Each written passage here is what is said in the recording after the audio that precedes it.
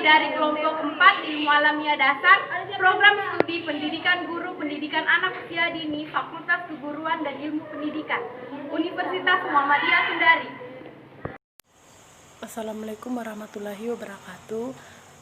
Oke, baik, di sini saya akan menjelaskan materi tentang isu lingkungan, yaitu pengertian pemanasan global.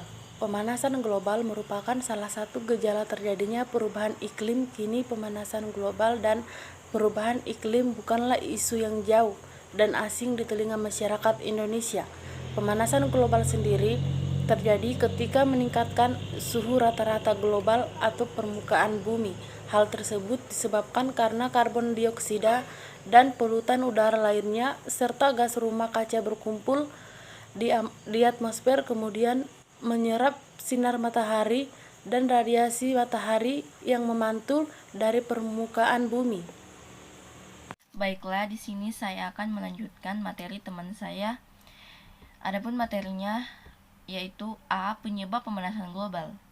1. Transportasi dan perjalanan. Dalam keseharian, setiap orang terbiasa berpindah dari satu ke tempat lain dengan jarak dekat maupun jauh menggunakan kendaraan yang berbahan bakar yaitu fosil. Yang kedua yaitu kegiatan industri. Kegiatan industri merupakan titik awal penyebab terjadinya awal kenaikan suhu secara masif dari tahun ke tahun. Perpindahan perekonomian berbasis pertanian ke industri di berbagai belahan dunia menyumbang angka besar kenaikan pemanasan global. Yang ketiga yaitu pengundulan hutan. Mulainya hutan mencakup sepertiga dari luas daratan bumi dan menjaga kesehatan lingkungan kita. Hutan berfungsi menyerap dan merangkap karbon dioksida yang akhirnya mencegahnya untuk terperangkap di atmosfer. Yang keempat yaitu menggunakan listrik berlebihan. Pembangkit listrik yang merupakan kebutuhan utama sehari-hari manusia juga menyumbang dampak yang besar secara global terhadap perubahan iklim. Baiklah, yang kelima yaitu produksi ternak. Meski jarang dikampanyekan, peternakan ternyata juga turut berkontribusi dalam meningkatkan pemanasan global dengan beragam cara, yaitu merawat hewan ternak dengan jumlah besar seperti peternakan. Yang keenam yaitu berperilaku konsumtif. Manusia memiliki sifat konsumtif untuk memenuhi berbagai kebutuhan hidupnya. Namun sifat berlebihan dalam mengkonsumsi suatu barang ternyata juga berdampak buruk terhadap lingkungan. Di sini saya akan melanjutkan materi dari teman saya, yaitu pengertian lubang ozon. Lubang ozon terbentuk akibat reaksi lapisan ozon dengan senyawa-senyawa semisal klorofluorokarbon atau karbon dioksida dan emisi karbon lainnya. Lubang ozon merupakan salah satu dampak dari pemanasan global yang mana dapat berakibat buruk jika dibiarkan begitu saja. Lubang ozon adalah lapisan ozon yang berada sekitar ketinggian 19-48 km di atas permukaan laut, yang mana molekul ozonnya lebih minim daripada daerah sekitarnya. Lubang ozon berada di cakrawala benua Antartika. Konsentrasi ozon di daerah lubang ozon sekitar 10 ppm. Hal ini disebabkan oleh radiasi sinar matahari, gas halogen yang mencemari di saat temperatur turun melebihi ambang batas. Awan terbentuk di stratosfer, khususnya polutan seperti klorin dan brom berubah menjadi senyawa kimia yang bereaksi dengan cepat di ozon. Aktivitas manusia yang menggunakan gas pencemar seperti klorofluorokarbon biasanya terdapat pendingin ruangan, kulkas atau semprot yang tidak ramah lingkungan, dan lain sebagainya. Baiklah, langsung saja saya akan melanjutkan penjelasan dari teman saya, yaitu penyebab menipisnya lapisan ozon. Penyebab menipisnya lapisan ozon ini adalah aktivitas manusia yang merusak dan mencemari lingkungan, serta pemakaian bahan bakar fosil dan pembakaran hutan. Penipisan lapisan ozon ini menyebabkan dampak buruk bagi kesehatan kita. Salah satu akibat rusaknya lapisan ini karena penggunaan refrigeran yang berlebihan, yakni zat pendingin pada sistem pendingin atau refrigerator. Penipisan lapisan ozon yang terjadi akibat terlepasnya BPO dari refrigeran dapat terjadi karena beberapa hal, salah satunya tidak terpasangnya refrigerasi dan AC secara baik. Ozon sendiri memiliki peran penting, tetapi terkadang dilupakan. Padahal ozon adalah lapisan yang melindungi kita dari radiasi ultraviolet berbahaya yang dipancarkan matahari. Jika terkena paparan dalam jangka waktu yang panjang dapat mengancam kesehatan manusia dan merusak sebagian hewan, tumbuhan, dan mikroba. Baiklah, di sini saya akan melanjutkan materi kelompok kami, yaitu C. Pengertian efek rumah kaca.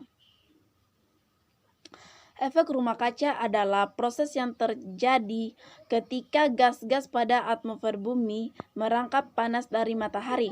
Proses ini terjadi secara alami karena bumi memiliki atmosfer. Dengan adanya panas matahari yang tidak bisa keluar dari atmosfer bumi ini, suhu di permukaan bumi menjadi hangat. Efek rumah kaca membuat kehidupan di muka bumi menjadi lebih nyaman. Istilah efek rumah kaca dapat menunjuk kepada dua hal yang berbeda. Pengertian efek rumah kaca yang sebelumnya telah dijelaskan adalah pengertian efek rumah kaca dalam satu arti. Sehingga secara garis besar, efek rumah kaca dapat diartikan menjadi dua hal. Pengertian efek rumah kaca yang pertama menunjuk pada efek rumah kaca yang terjadi secara natural di bumi, yang telah dijelaskan sebelumnya. Sementara pengertian efek rumah kaca yang kedua menunjuk pada pemanasan global, efek rumah kaca yang meningkat dan terjadi akibat perbuatan negatif manusia. A. Proses efek rumah kaca. Proses efek rumah kaca mengikuti cara kerja sebuah rumah kaca. Rumah kaca merupakan sebuah bangunan yang terdiri dari tembok dan atap yang terbuat dari kaca. Bangunan ini digunakan untuk menumbuhkan tanaman dan bangunan tropis. Ketika suhu di luar bangunan menjadi dingin, suhu di dalam akan tetap hangat. Ini bisa terjadi karena pada siang hari, kaca-kaca rumah kaca menyerap panas matahari dan merangkap panas matahari di dalamnya, menjadikan suhu di dalam tetap hangat di malam hari dan pada musim yang telah dingin. Proses dari efek rumah kaca bekerja serupa.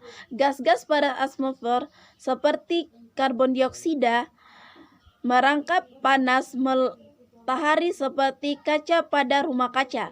Gas yang terperangkap pada atmosfer bumi ini disebabkan gas efek rumah kaca.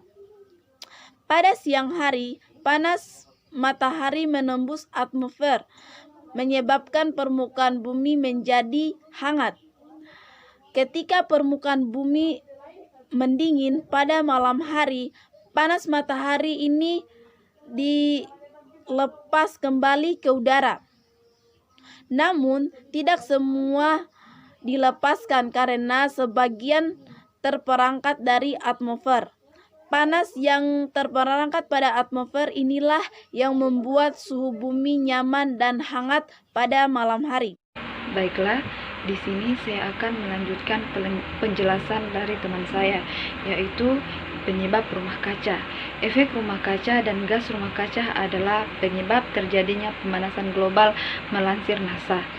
Efek rumah kaca adalah proses alami yang terjadi saat gas di atmosfer bumi menyerap panas sinar matahari dari bumi. Penyebab efek rumah kaca adalah gas-gas rumah kaca, yaitu gas-gas atmosfer yang menyerap gelombang panas. Gas rumah kaca yang terpenting adalah karbon dioksida. Sinar matahari berupa gelombang elektromagnetik menyimpan energi. Saat sinar matahari mengenai bumi, bumi menjadi panas. Sebagian energi panas ini dipantulkan kembali oleh bumi ke atmosfer, tetapi sebagian terperangkap di atmosfer sebagai gelombang panas berupa sinar inframerah.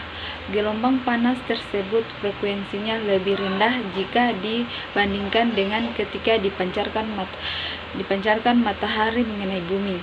Dalam atmosfer, sinar inframerah ini diserap oleh berbagai molekul gas, sehingga suhu atmosfer naik. Kenaikan suhu atmosfer ini disebut efek rumah kaca. Adanya efek rumah kaca membuat suhu rata-rata di bumi menjadi sekitar 33 derajat Celcius. Bila tidak ada efek rumah kaca, suhu rata-rata di bumi bisa mencapai 18 derajat Celcius. Suhu ini terlalu rendah untuk kehidupan manusia dan makhluk hidup lain. Akhir-akhir ini, kandungan gas rumah kaca berupa karbon dioksida dan gas lain dalam atmosfer mengalami kenaikan.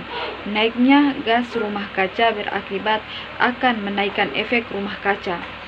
Peristiwa naiknya intensitas efek rumah kaca ini disebut pemanasan global.